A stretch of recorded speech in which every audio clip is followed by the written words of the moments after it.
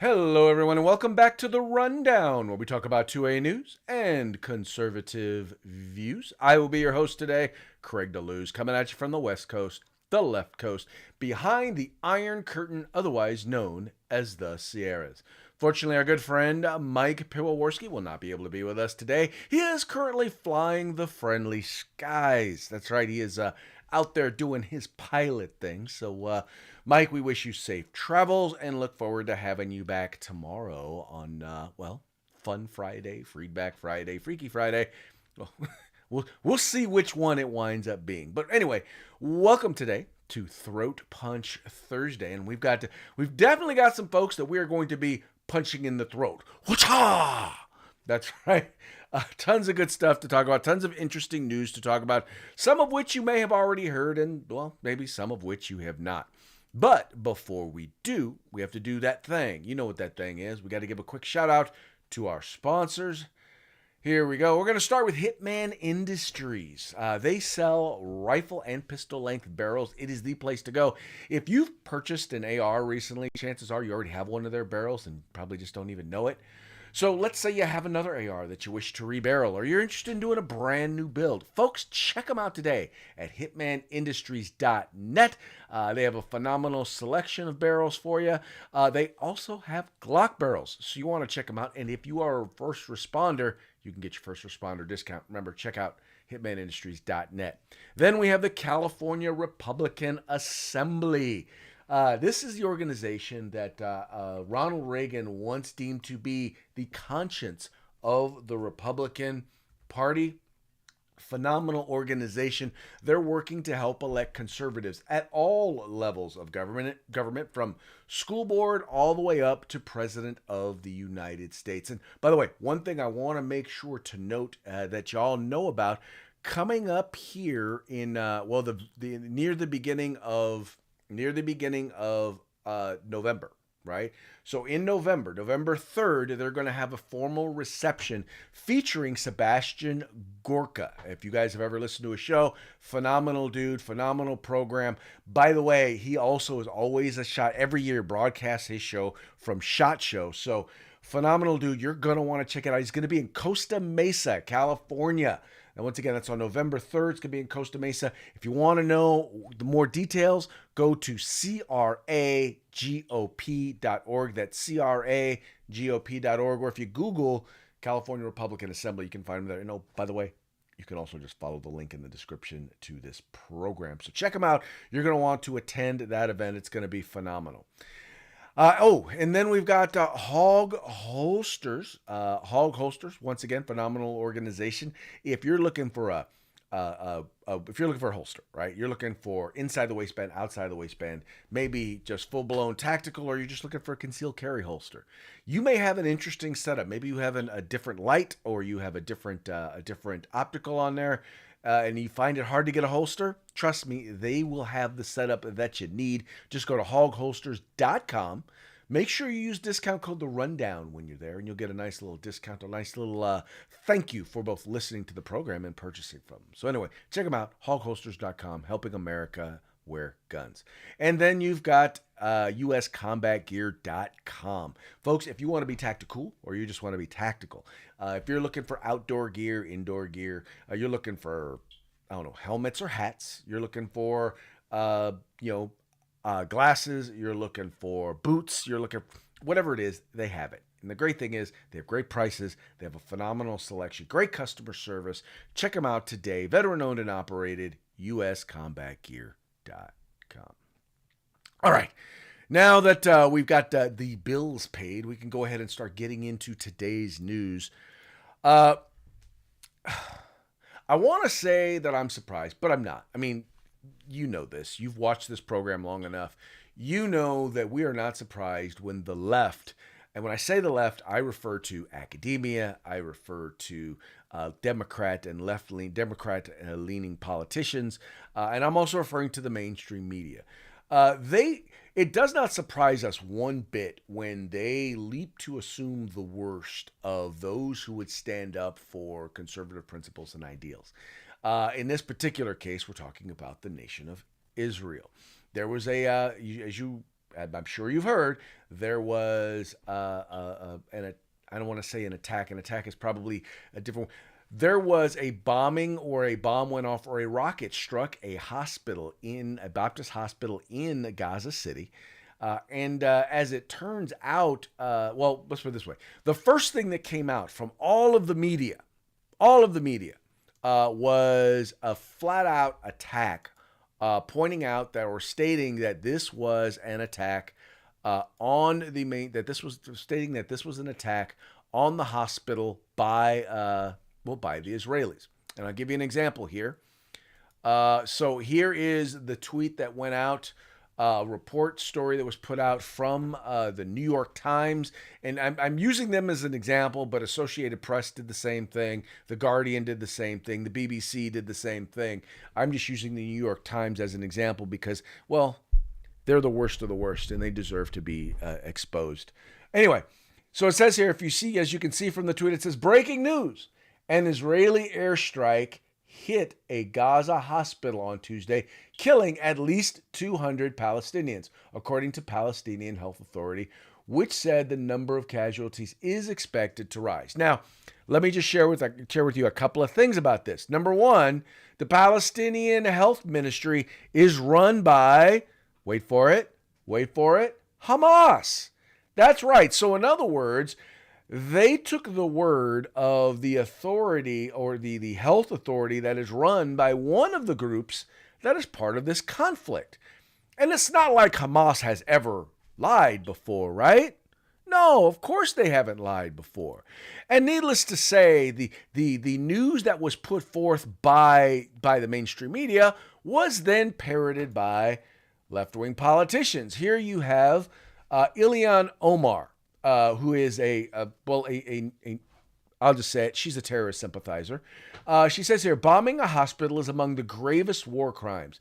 The IDF reportedly, she says reportedly, blowing up one of the few places the injured and wounded can seek medical treatment and shelter during a war is horrific. Hashtag, or at POTUS, needs to push for an immediate ceasefire to end this slaughter. Now, let us be clear.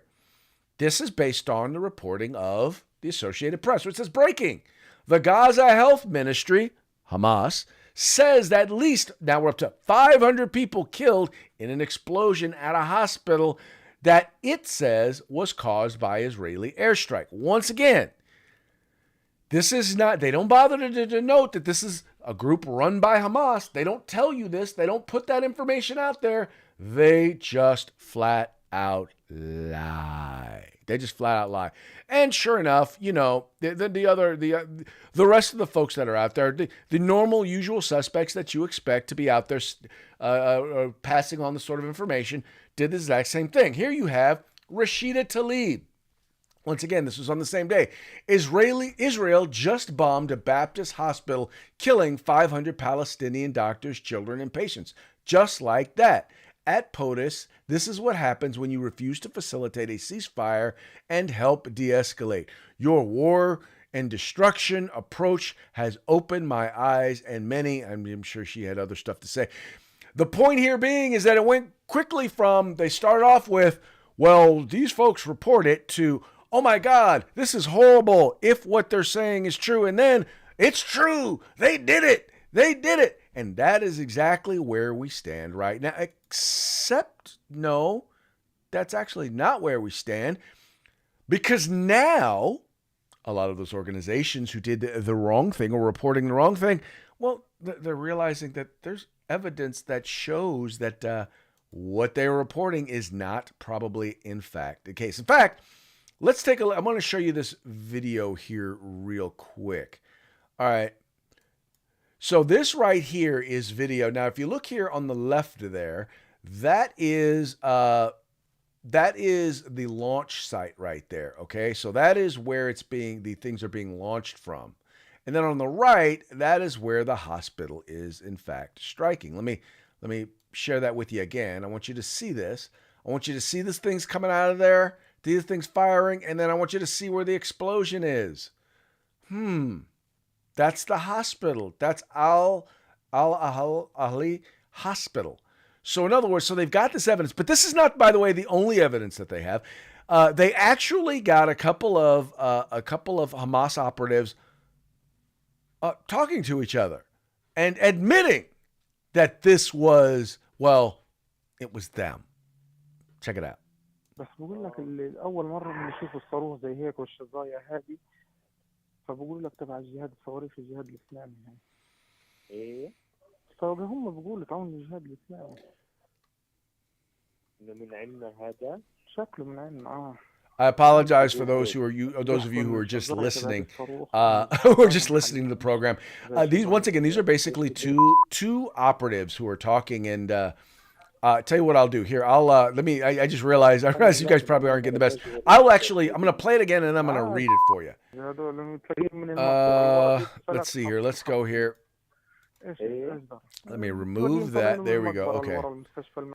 So here, I will play this one for. Let me see now. I'll read. Let me read this for you. So here's how the story went.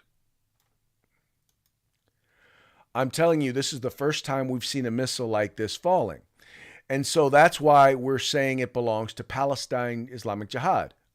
What? They're saying it belongs to the Palestinian Islamic Jihad. It was from us? It looks like it. Who says this? They're saying that because the shrapnel is from the missile is from local shrapnel, not Israeli shrapnel. What are you saying? Silence. More silence.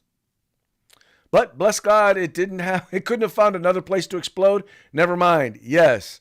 Anyway, the whole point here, folks, that they're pointing out in this thing is that clearly the shrapnel came from them. Clearly the missile came from them. It was a misfire. And this, by the way, happens all the time there in Gaza when they are shooting rockets into Israel, which, by the way, they do on a pretty regular basis. When they shoot these rockets into Israel, some of them don't quite make it. And that is exactly what happened here. Now, the interesting thing also about it is that it probably isn't 500 dead, because it turns out in the daytime you see pictures of the hospital still standing. It looks like it was the parking lot of the hospital. Now, don't get me wrong. I'm sure if it hit a parking lot, people were there and people died. I don't know. We don't know exactly what the number is, but we do know that I'm pretty sure people died. But I don't know that it killed 500 people, because the parking lot from the images that I saw didn't look that big. Now, here's what the saddest part behind it is. The saddest part about all of it is that here is Rashida Tlaib after. We now know, there's tons of evidence. Even the liberal media, MSNBC, is reporting that, yeah, it was one of the terrorist rockets. It wasn't Israel. But here you still have Rashida Tlaib continuing to push the lie.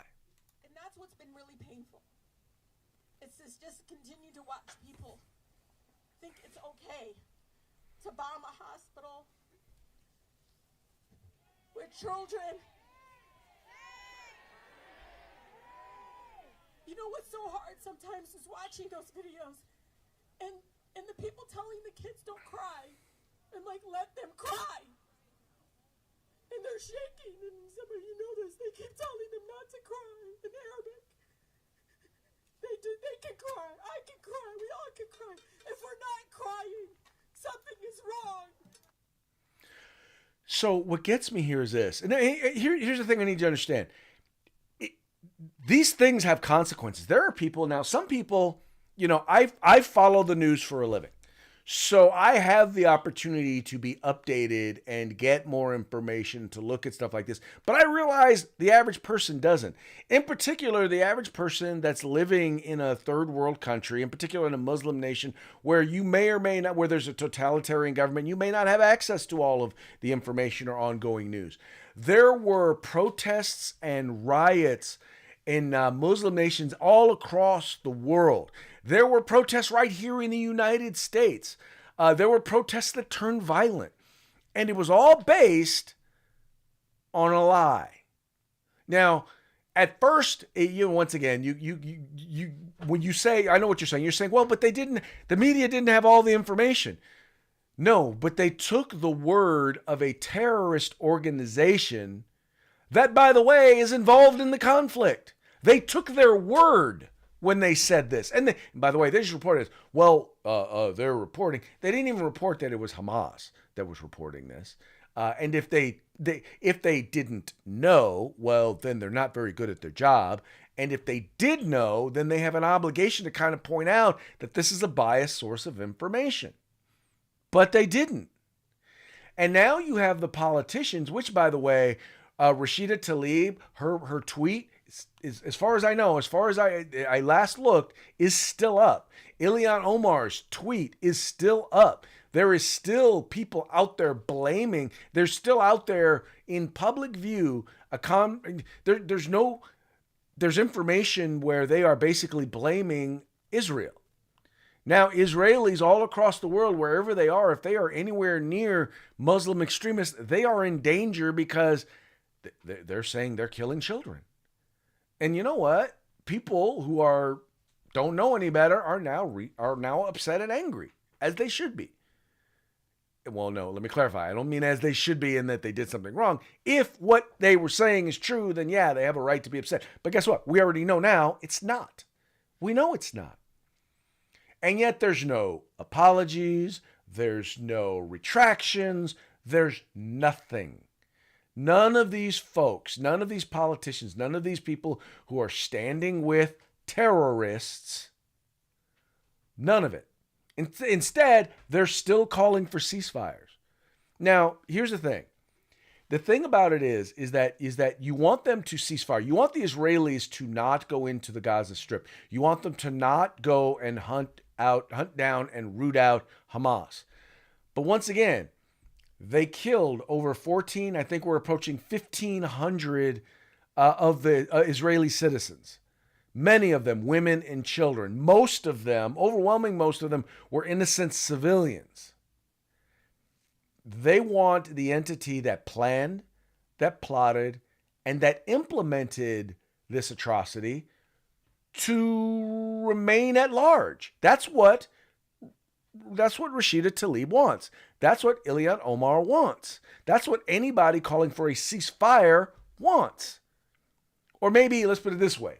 Maybe that's not what they want. I'll give them a little credit. Maybe it's not what they want, but that will be the result of them getting what they're asking for. A ceasefire before those who are responsible for this atrocity are dealt with. That's exactly what it is. And that makes absolutely no sense. Anyway, I just wanted to make sure that we got the information out there, that people knew and understood exactly what was going on, and that this information is false. And that's why I'm like this. Whenever you hear something, how about this? How about this media, mainstream media? How about you take a moment? There's a reason why I waited to report on this. There's a reason why we waited, was because we wanted to see if there was more information. Sure enough, there was.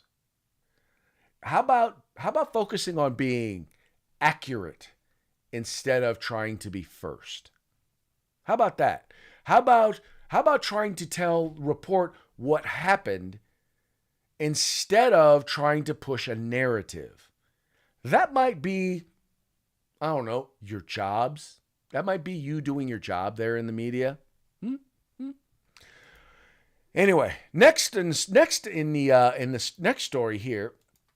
And this is one, I got to admit, I'm a little torn about it. And when I only say torn in this, I believe in the right to freedom of speech. I believe that rights are dangerous, right? I believe that at times, by allowing people to exercise their rights, there are some people out there who are going to abuse those rights. They are. There are people out there who are going to abuse those rights. And for those who abuse those rights and do cause harm unto others, we actually have laws in place to help deal with them, to help hold them accountable when they violate, or when they're exercising of their rights actually wind up causing harm to others. But this next story about these students, and I just realized that I don't have that story open, so I'm going to go ahead and open it real quick. But there were a number of students, you may recall, or a number of student organizations, in particular at Harvard, who signed a letter. And in this letter, they basically blamed everything that happened, the entire conflict, everything that is currently going on right now in the Middle East. They blamed it on Israel, and they're saying it's all Israel's fault. Everything that's happening, the rape and murder of women, is Israel's fault. That's what they're saying. I'm not saying that. That's what they're saying. They're saying that the killing and in some cases beheading of children is Israel's fault. They're saying that the wayward rocket that landed on the hospital there in Gaza is Israel's fault. And once again, these are students who, for some reason, expected there to be absolutely no fallout from the things that they said. And that's why when I say that, the point of exercising your rights is so that the government can't come after you. But that doesn't mean that there's not going to be consequences for you, saying whatever it is that you feel like you want to say.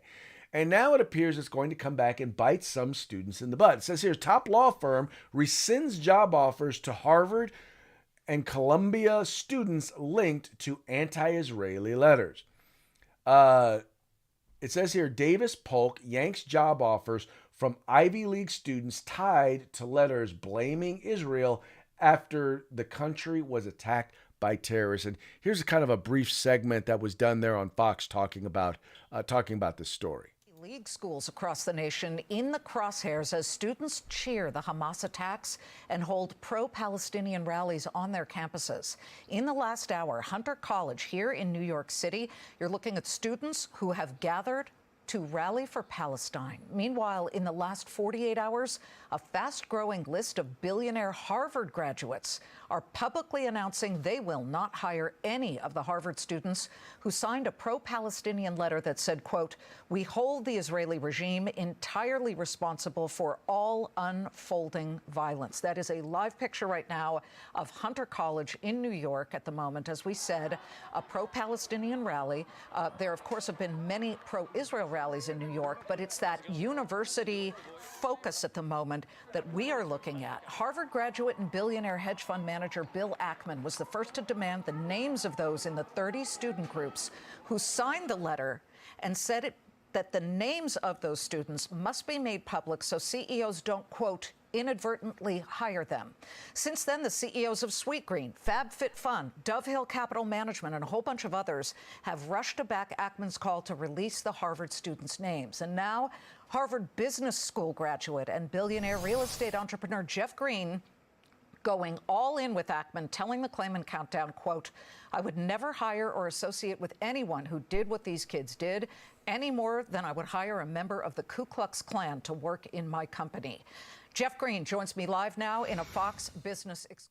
All right, now, here's the thing. So, in particular, the leaders of the organization who signed on to the letter, I am all for people deciding that, look, these are people who have decided to publicly put their name to something that is shameful, that is wrong, and based completely and utterly in ignorance. And in particular, if I'm running a major corporation, or if I'm a legal institution, I don't want someone who exercises that kind of judgment, that sincere lack of judgment, representing or working in any sort of a significant capacity for my group or my organization.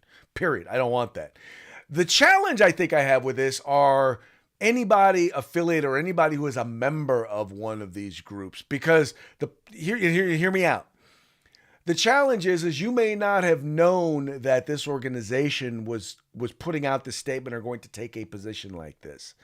It is one thing to support Palestinian independence, while at the same time not rooting for, not believing in, or supporting the terrorist actions of Hamas that they just engaged in. There is a difference. I will say that there are a lot of people who are supporting Palestinians, who also are supporting the or at least not condemning the outrageous atrocity that was conducted by Hamas. I think that is wrong. I think I think that anybody who ties their name to an organization like this, as soon as that it was found out that that letter was out there, if you were affiliated because you supported Palestine or a free Palestine, and you needed to come out right away and say, nope, I'm out. I'm out of this organization. I will not support an organization that puts stuff out like this. I do not believe this. I do not believe in this, yada, yada, yada. Now, I will say this, according to Davis Polk, they basically had 3 people who they had given offers to that they have rescinded those offers. At least 2 of them they are meeting with to kind of get an explanation from them in order to see if, to basically hear what they have to say, to see if they might wind up actually still allowing them to work for them. Maybe they didn't realize something, or anyway, they're looking for some sort of an explanation. And they're at least giving them an opportunity to explain themselves. I think anybody who has this organization on their resume needs to have to explain it. Once again, they're going to need to have to explain it, and in that explanation, distance themselves from the group or the organization that they were formerly a part of, because this is just flat out wrong. Just once again, flat out wrong.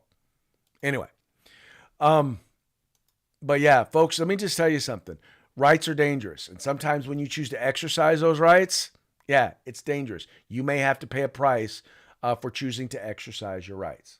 At the same time, and there's going to be consequences. I mean, even if you legally, I'll give you an example. Even when it comes to the Second Amendment, even if you legally shoot someone in defense of yourself or others, you're going to have to go through a whole lot in the exercising of that right. You are going to have to go through legal scrutiny. You are going to have to go through public and media scrutiny. You're going to have to go through your own psychological and emotional challenges, because it's never easy. Well, I guess unless you're a psychopath, it's never easy to take another person's life or to do significant harm to another person. It's not an easy thing to do. So you're going to go through a lot, once again, in the exercising of your rights. And in some cases, you're going to lose. You're going to lose some stuff in the exercising of that right. And in this particular case, these individuals decided to exercise the right to free speech. And future or potential or people who were going to be their employers, well, they also have a right to free speech, and they have a right to say, we don't want that speech where we work. And you're just going to have to deal with that. Anyway, moving right along. Okay, I wanted to make sure to note this, because this does not necessarily mean that okay. Let me share the story with you, and then I'll get into the details. And this is being reported by Breitbart News. Exclusive: 11 Middle Eastern migrants found in Texas border sector in 1 week. It says here, according to a source within CBP, 11 special interest aliens from Middle Eastern nations were encountered in less than 1 week in the Border Patrol's Del Rio sector.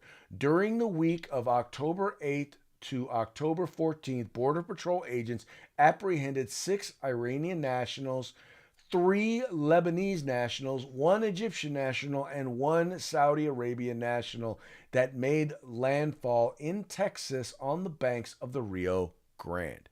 Now, let me be clear.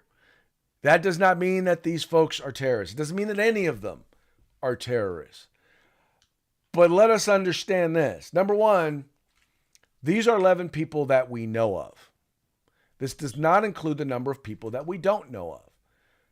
It can easily be estimated that at least 11 in 1 week that we don't know of made it into the United States of America. And by the way, and I'm pretty sure if we look at somewhere over the last, 2.5 years, let's see, since Biden became president, we've seen millions of people, once again, come across our southern border. Now, not all of them are from the Middle East, right? But we know that a lot of them are, because they're coming from all over the world. They're coming from China. They're coming from South America. They're coming from Asia. They're coming from Africa. They're coming from all over the world to enter the United States through our southern border. And by the way, in case last I missed, the Middle East is part of the world. So yeah, we have people coming from there. And there is absolutely positively nothing that is keeping people who are coming from there, or by the way, from anywhere else in the world, who could be potential terrorists from also entering in through our southern border. Now, we already know that several hundred people who are on the no-fly list or the terrorist watch list have been apprehended. That does, and once again, trying to enter the country. We don't know how many have actually entered the country that we don't know of. This is the reason why, and I just wanted to bring this up as a point. Once again, I'm not saying that everybody who's coming in through our southern border is a terrorist. But you can't tell me the terrorists can't come in through our southern border. You can't tell me that none of the people coming in through our southern border are terrorists. And the reason why you can't tell me none is because we're not even processing most of them. We're not even checking out who they are or where they're coming from or what's going on. We know very, very little about the overwhelming majority of the people, of the millions of people who are entering the country through our southern border. Now, if that is not a security risk, let me hearken you back to what happened on October 7th in Israel. One of the most secure, one of the most technologically secure, one of the most intelligence secure borders in the world. And that was a massacre of 1,400 of their citizens, men, women, and children, civilians mostly, overwhelmingly civilians, men, women, and children, some raped, some beheaded. And that was at a secure border. And contrary to what Mr. Mayorkas would have you to believe, our southern border is not secure.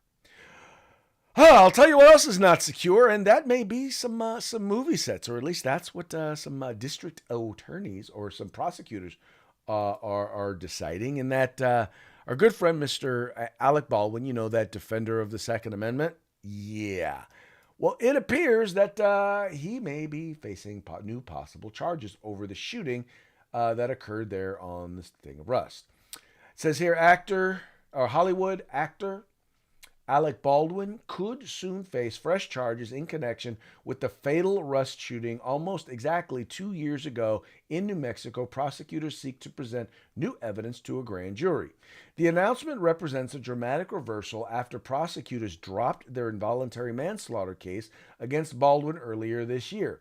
On Tuesday, they said additional facts have come to light, following an extensive investigation they carried out in recent months.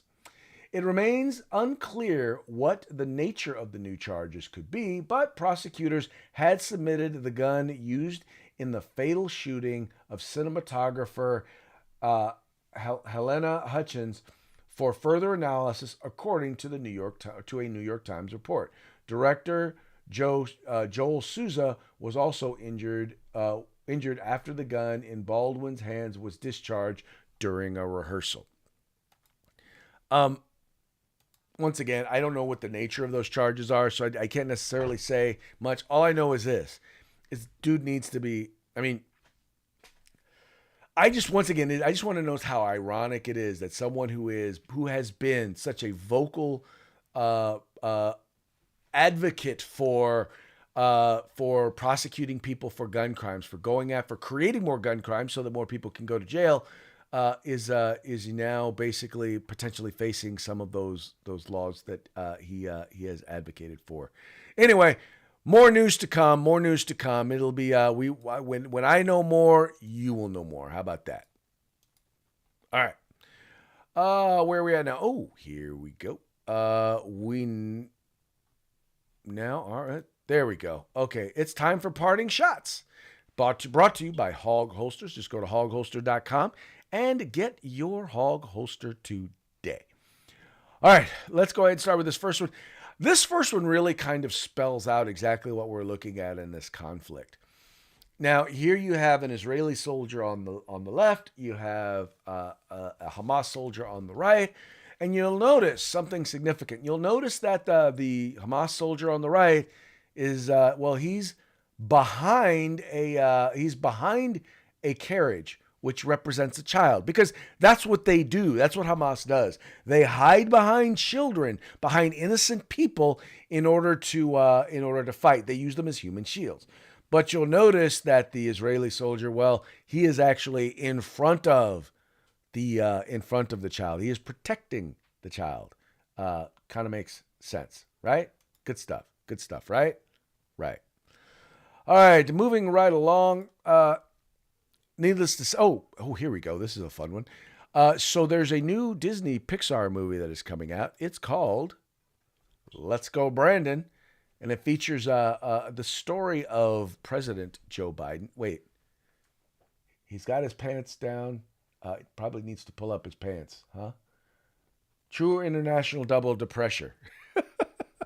Oh, that is hilarious. You folks, there's really no way to explain this one if you are just listening.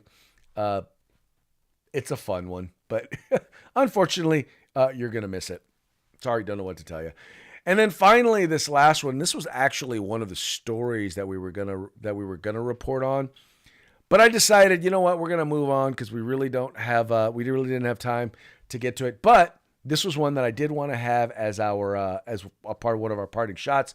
There was a protest that was taking place in the UK, and this climate change protester decided that he was going to get in the middle of an event that they were putting on. And, well, let's just say that this nun, she put it down on him. Check it out.